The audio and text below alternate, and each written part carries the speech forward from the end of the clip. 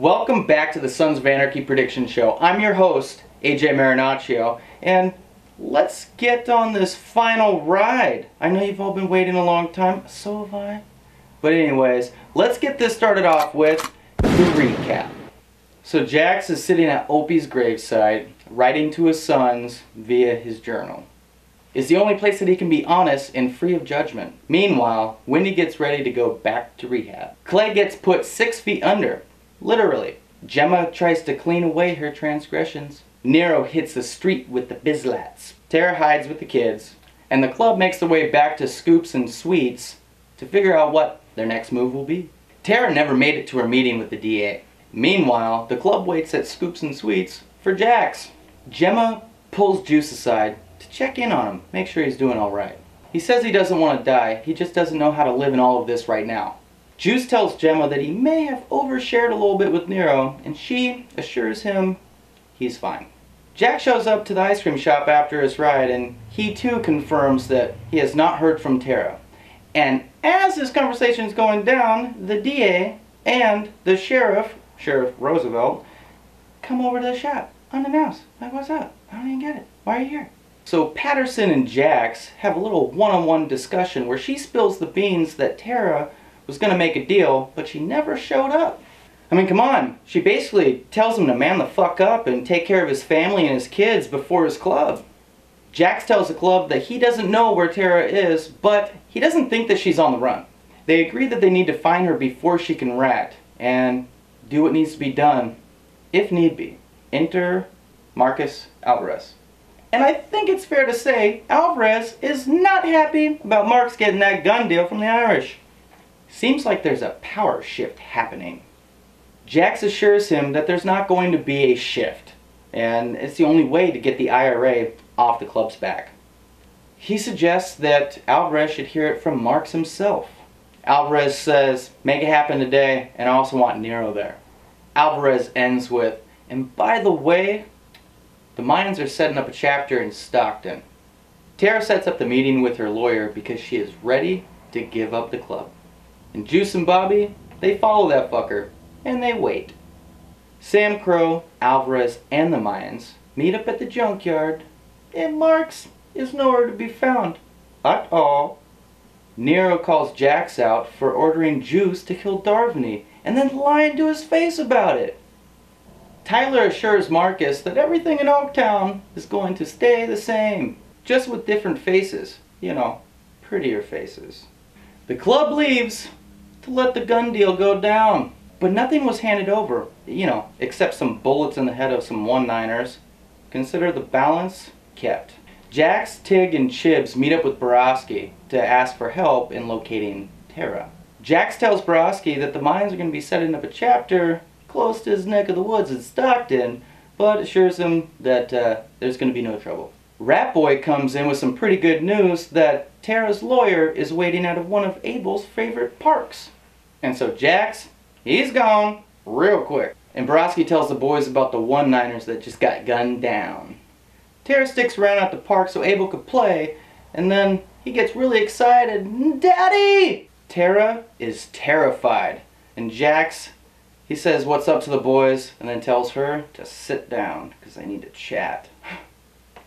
As she begs him not to hurt her in front of the children, she tells him she was just trying to save the boys from turning into him. He grabs her hands, and to her surprise, he tells her, I'm not going to hurt you or the kids. He tells her, save our boys. Finally, Nero shows up to Diosa Norte to find Gemma waiting. He is angry, he refuses to talk about it, and then he begs her, run away with me.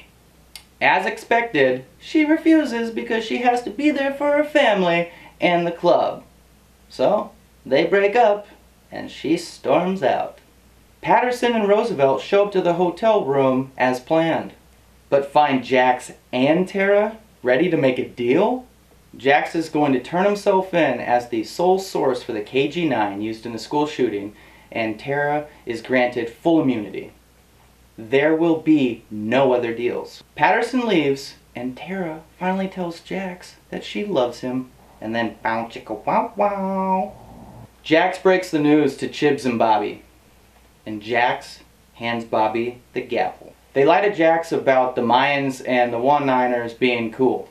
Jax tells Chibs to bring Bobby up to speed about Juice. Jax makes sure that both of them keep an eye out for his family and give Tara whatever she needs. Unser finds Gemma drunk at home and tells her that Jax is being taken in because Tara made a deal. Gemma sends Unser to go grab her pills for her heart, steals his keys, and takes off in his truck. Unser goes to the ice cream shop to tell Jax that his mom ran off with his truck. And of course, Juice volunteers to go find her. And as he leaves, Jax follows him out. Then he gives him the kiss of death on his cheek. And whispers in his ear, "You betrayed me." Oh, he's so fucked. Tara and Roosevelt show up to find Unser's truck in the driveway. They have a mushy moment together. It was kind of cute. Tara's looking around, she starts smiling, and then she hears something, and then pops in Gemma. We all know what happens next. Roosevelt finds Gemma on the floor, covered in blood, and as he tearfully explains to her that Jax turned himself in, and Juice walks in and pew pew shoots him dead. It looks like a new alliance has formed. Jax bids a tearful goodbye to his boys and his crew, then heads off into the night to say goodbye to his wife before he turns himself in. Gemma shows up at Unser's trailer looking like hell. The Chinese and the Mayans meet up. And so does Nero. And Juice gets rid of the weapons used in those murders in a dumpster? Really? They're like right next to each other. If I break the board and put one in this dumpster and one in this dumpster, they'll never find them. They're not going to look at all of them. What are the chances they're going to look at both dumpsters? I mean, a sad song starts. And Jax walks into the kitchen to find his beautiful wife, well, and the sheriff, dead on the floor.